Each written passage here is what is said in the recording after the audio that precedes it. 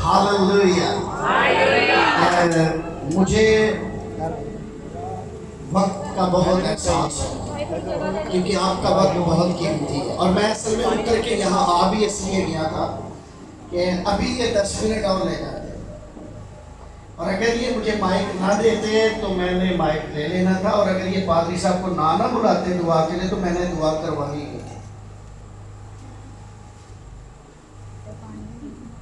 इससे पहले कि मैं खुदावंद की आवाज़ आप तक पहुँचाऊँ, एक ख़ास बात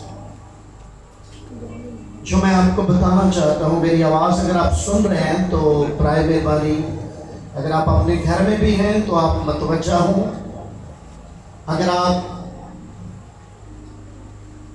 बाहर आकर बैठ सकते हैं तो आप ज़रूर आएँ। आज की इबादत एक बड़ी बाबरकत इबादत होगी और इससे पहले कि मैं आज के पैगाम की तरफ जाऊं, आप मेरे पीछे देख रहे हैं कि हमारी ये बुजुर्ग बहन जिसका नाम पास्टर सारा बुआकी है, जो दुबूरा चर्च मिनिस्ट्री की फाउंडर एंड चेयरमैन है और कीनिया में खुदाई से बड़ी कुदरत के साथ इस्तेमाल कर रहा है। आज की रात इसे हमारे दरमियान होना था।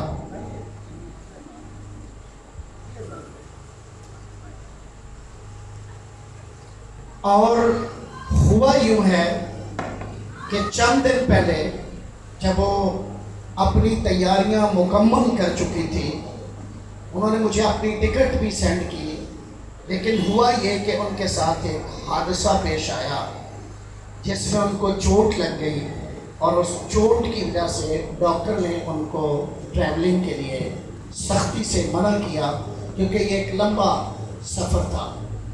इस वजह से वो आज हमारे दरमियान नहीं आ सकी, लेकिन खुदावंद का शुक्र अदा करता हूँ कि जिसकी वो इबादत करती है और जिसकी मैं इबादत करता हूँ और जिसकी आप इबादत करते हैं, वो यहाँ पर मौजूद है और आपकी तालियां बजाएंगी कि वो है कि नहीं।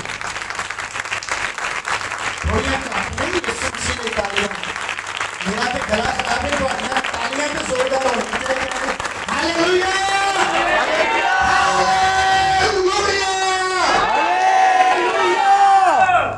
आपने एक्टिव रहना है। मेरे दिल में जो बात थी वो ये थी कि आज आपको नोहा की किताब से, खुदा के कलाम के हवाला से चंद एक बातें आपके साथ की जाएं जो बड़ी ज़रूरी भी हैं और मैं समझता हूँ कि दौरे हाज़िर में अस हद इस बात की ज़रूरत है। लेकिन चूँकि वो पैगाम थोड़ा सा अगर बड़ी भी तेज़ी करूँ तो पौने घंटे में मैं कवर कर पाऊँगा, तो मैंने सोचा कि क्यों ना हम उस तरफ आज ना जाएं, लेकिन फिर कभी मौका मिले तो हम उस पर ज़रूर बात करेंगे।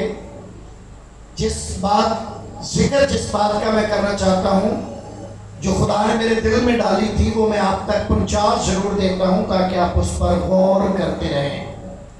नोहा की किताब और उसका दूसरा बाब और उसकी 18वीं आयत में लिखा है, ए दुख्तरे शैहून की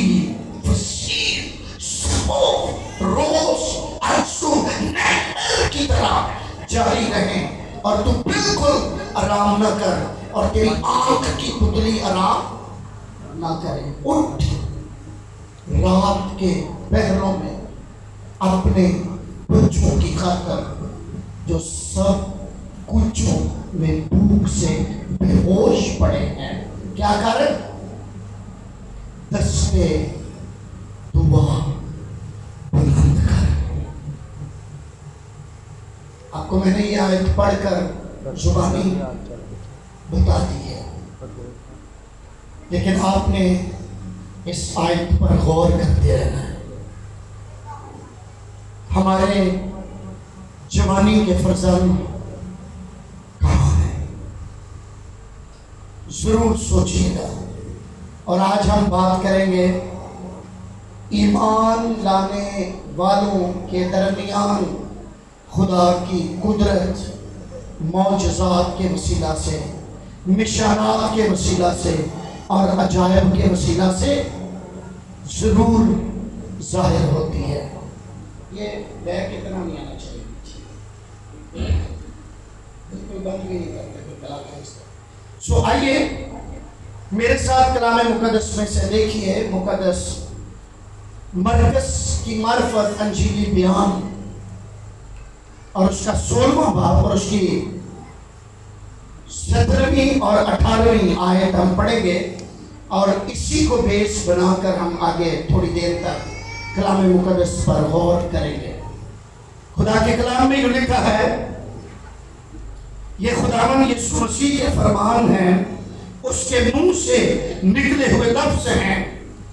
यहाँ पर लिखा है, और ईमान लाने वालों के दरमियान ये मौजज़े होंगे। बोलो आमीन। ईमान लाने वालों के दरमियान क्या होंगे? आवाज बहुत कम है। ईमान लाने वालों के दरमियान क्या होंगे? मौजज़े होंगे।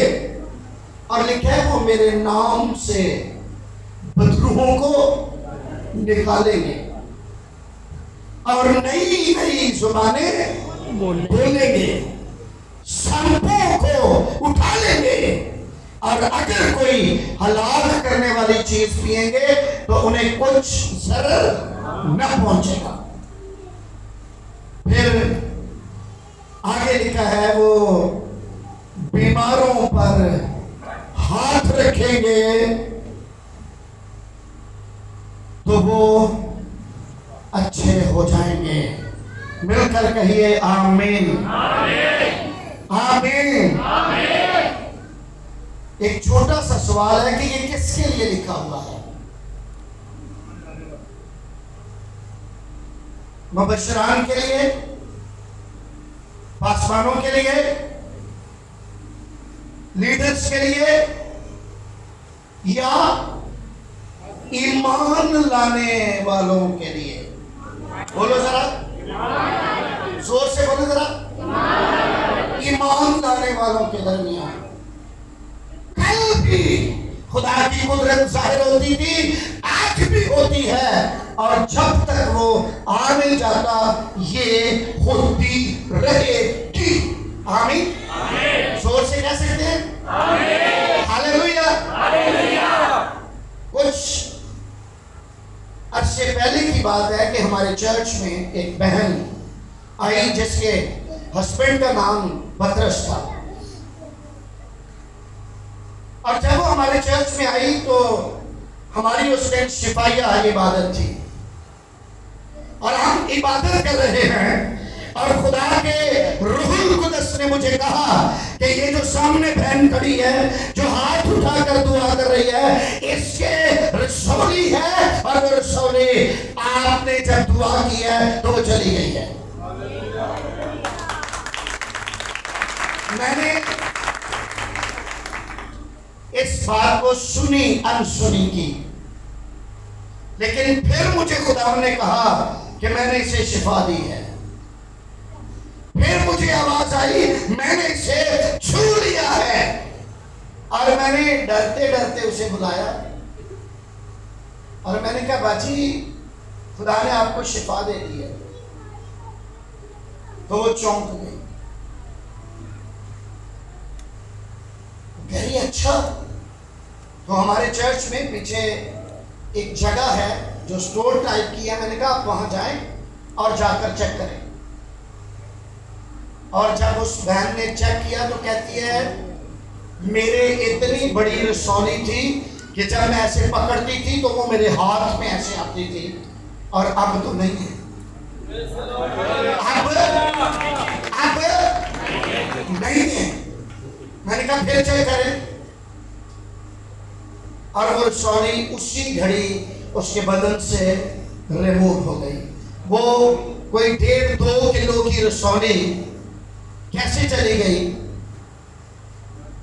ये इस बात का निशान है कि खुदावन मौजूद है, और उसकी मौजूदगी कल भी मौजूद है। नुमाइश की और आज भी वो मौजज़ात को जाहिर करने पर कादिर है। हालेलुया, मिलकर जोर से हालेलुया, हालेलुया।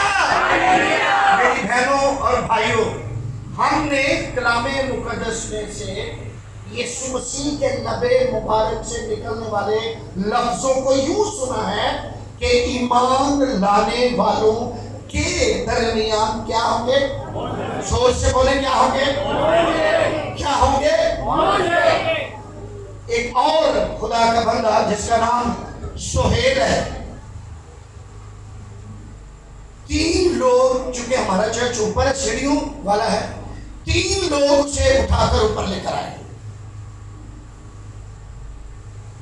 और जब उसके लिए दुआ हुई तो खुदा की कुदरत ने जब उसे छुआ, खुदा के कलाम ने जब उसे छुआ, तो वो लोग चर्च में बैठे हुए थे और जब इबादत इख्तिताम को पहुंची तो वो खुद ही सीढ़ियां उतर के घर चला गया। Hallelujah, hallelujah, hallelujah, hallelujah, hallelujah, hallelujah.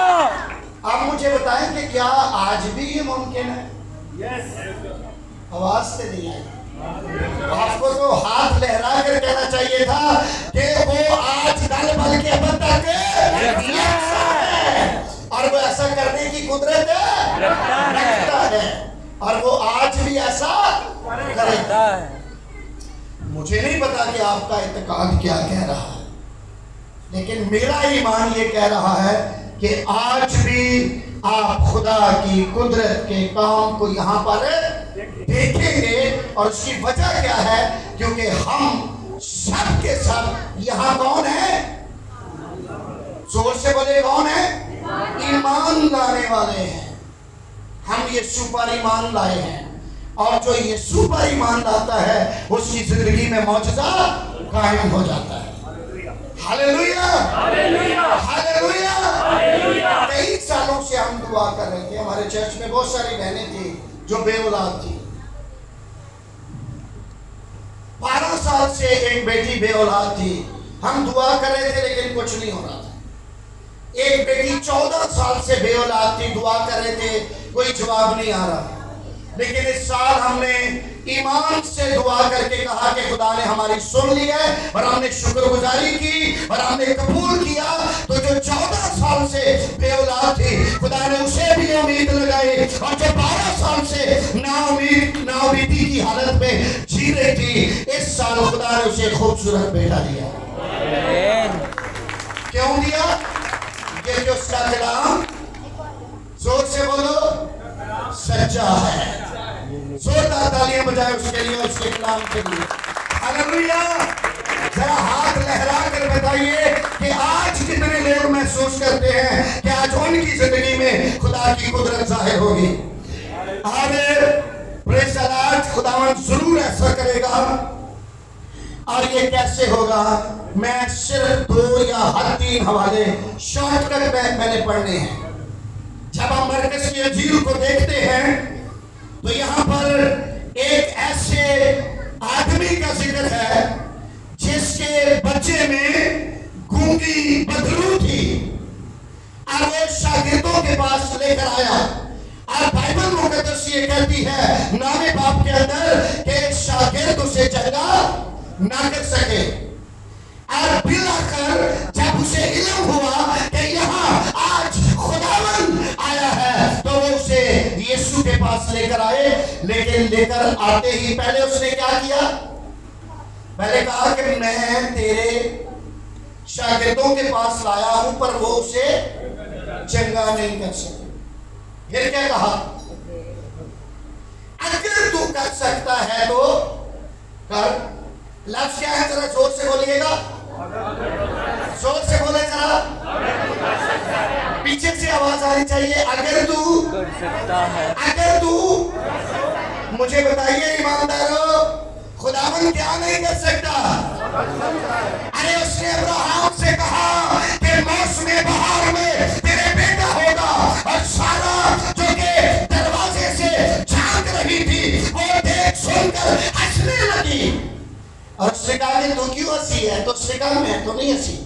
उसने कहा तू हंसी है। सारा क्यों हंसी थी, बोलो जरा? क्योंकि सारा ने अपनी हालत पर नजर की, खुदा के कलाम की कुदरत पर नहीं। आज भी मेरी बहनों और भाइयों, बहुत दफा हम अपनी साथ पर देखते हैं, हम अपने तजर्बे को देखते हैं, हम अपने हालात को देखते हैं, हम खुदा के कलाम को कबूल नहीं करते। लेकिन याद रखिए, जब कलाम नाज़िल होता है, खुदा अपनी कुदरत को जाहिर कर सकता है, करता है।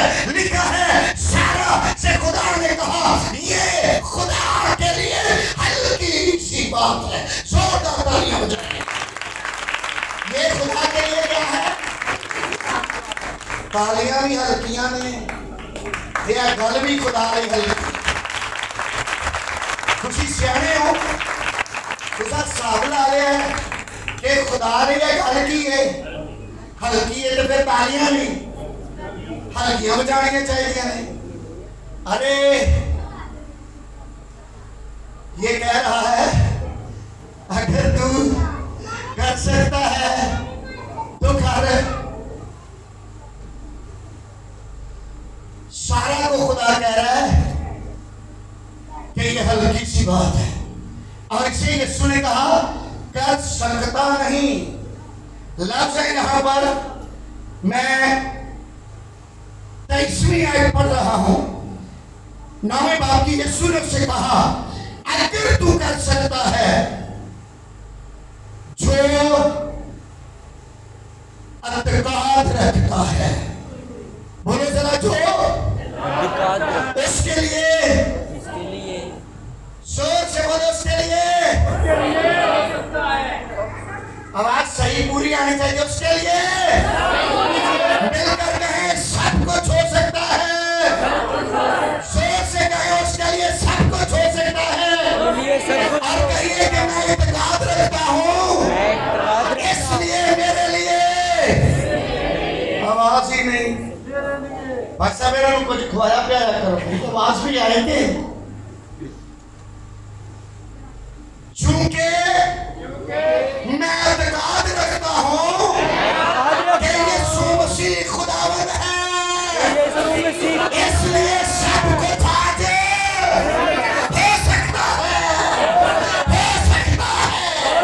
उसकी कुदरत से बंधन टूटेंगे, कर्ज और मर्ज जाएगी, लानतें जाएगी, बीमारियां जाएगी, क्योंकि मैं यीशु पर क्या करता हूँ? मैं अपनी बात नहीं करता। आपके ईमान से खुदा ने आपकी जिंदगी में मौजूदा किया। और यीशु ने क्या कहा है? कर सकता नहीं। जिसके पास इत्तेकाद है उसके लिए सब कुछ हो सकता है। तो लड़के के बाप ने क्या कहा? अगर हमारी तरह का होता ना, ले खुदावन असी बगैर ही मांग तो ही आ गए हैं, खुदावन एडी दूरों में चल के आया हुआ कि मेरा ईमान ही नहीं है। लेकिन उसने ये नहीं कहा, उसने फौरन जो पहले बात कही थी ना कि मैं इसे तेरे शागिर्दों के पास लाया और वो इसे अच्छा ना कर सके। यीशु के लफ्ज सुनकर उसने जाना कि मेरे इत्तेकाद में कमी है। किसी जगह पर मैं बेअतकादी या कम अतकादी का शिकार हूं। तो उसने फौरन, मेरा ईमान है, अपने घुटने टेके और कहा, खुदावन मेरी बेअतकादी का क्या कर। आज कितने लोग हैं जो ये कह सकते हैं कि खुदावन मैं तुझ पर ईमान लाता हूं, लेकिन मेरी बेअतकादी का इलाज कर। और जब हम खुदावन के कलाम को कबूल करेंगे तो फिर मौजूदा होगा। हालेलुया, हालेलुया, जरा एक्टिव रहना। हालेलुया। और जब हम इसके पीछे जाते हैं, एक हवाला मैं और आपके सामने रखना चाहता हूँ। मुकद्दस मत्ती की मार्फत जो अंजीली बयान है उसका भी 9वां बाब है। और अभी गीत भी गाया जा रहा था, यीशु दा पल्ला छूण वाला। यहां एक औरत है जो बड़ी मालदार है, जिसके अच्छे वसाइल हैं, और कलाम ये कह रहा है कि उस औरत ने अपना सारा माल तबीबों के पीछे, जोर से बोलो, खर्च कर दिया। जब तक माल था इत्तेकाद नहीं था, जब माल खत्म हुआ तो इत्तेकाद आ गया। आज भी जब तक हमारे वसाइल होते हैं ना, तो हम अपने वसाइल से जंग जीतने की कोशिश करते हैं। जब हमारे पास सोर्स होते हैं हम अपने सोर्स लड़ाते हैं, और जब बेयारों मददगार हो जाते हैं तो फिर हम खुदावन की हजूरी में जाकर माँ जी कहते हैं, खुदावन अब मेरा कोई नहीं है, तेरे सिवा तू मेरी मदद कर। ऐसा ही है ना? तो यही इस औरत का हाल था, लेकिन इसकी खूबसूरती ये थी कि इसने यीशु के बारे में ठीक सुना था। इसने सुनने में लापरवाही नहीं की। इसने जो कुछ सुना था 100% ठीक सुना था, और जो कुछ सुना था उस पर ईमान भी लाई थी। और इसके लफ्ज आप सुनकर चौंक जाएंगे। सारा माल लुटाने के बाद, सारे तबीबों को देखने के बाद, इतनी स्ट्रगल करने के बाद ईमान नहीं होता। लेकिन मैंने कहा है इसने ठीक सुना, और जब हम ठीक सुनते हैं फिर ईमान निकलता है अंदर से, क्योंकि ईमान सुनने से पैदा होता है। इसने ठीक सुना, और जब सुना तो फिर इसके लफ्ज आपको बताऊं इसने क्या कहा। आपने जोरदार तालियां बजानी है इसके लफ्ज सुनकर। लिखा है उसने अपने जी में कहा। और जी में क्यों कहा? इसलिए कि इसने यीशु के बारे में सुना कि इसने कोड़ियों को क्या किया है? पाक किया है। उसने सुना कि इसने बेवा के बेटे को क्या किया है? जिंदा किया है।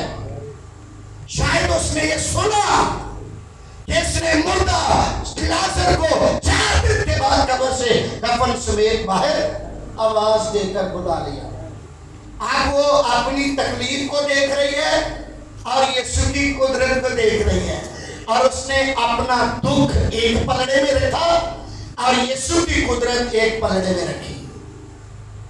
और जब उसने यीशु की कुदरत अपनी जिंदगी में मुआजना करने के लिए अपने तराजू में रखा, तो यीशु का फजल, यीशु की कुदरत उसकी बीमारी के बदले में इतनी ज्यादा पावरफुल थी कि उसने देखा जो बात खुदावन ने अब्राहम से कही थी ना, सारा से, कि ये क्या है, हल्की सी बात है।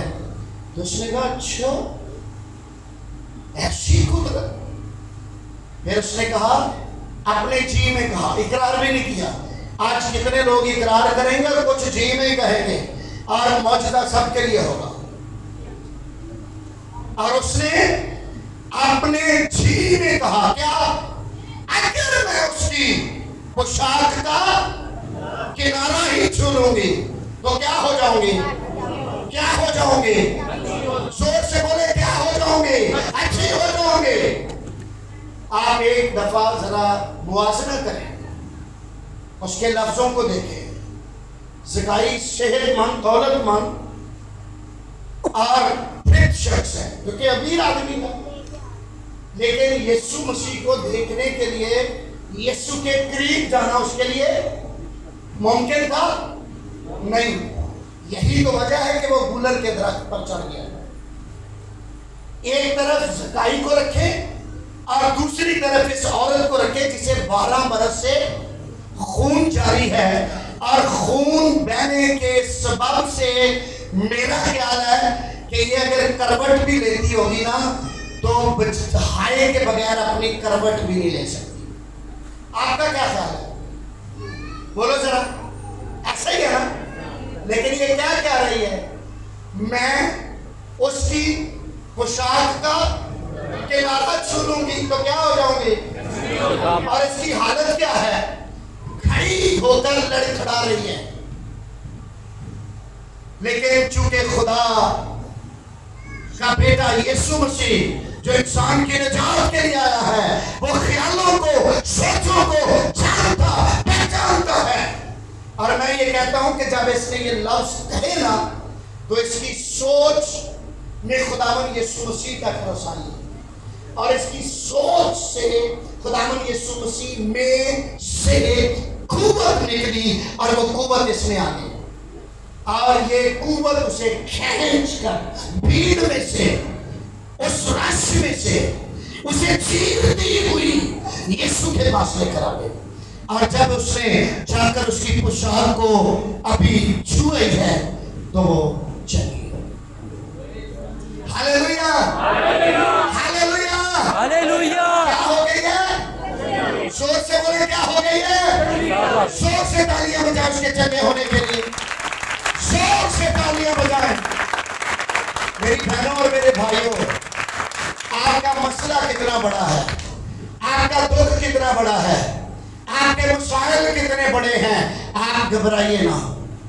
आप इरादा करें यीशु को छूने का, आप इरादा करें यीशु को देखने का, आप इरादा करें यीशु को जानने का, आप इरादा करें यीशु तक रसाई करने का, आप इरादा करें मसीह तक पहुंचने का।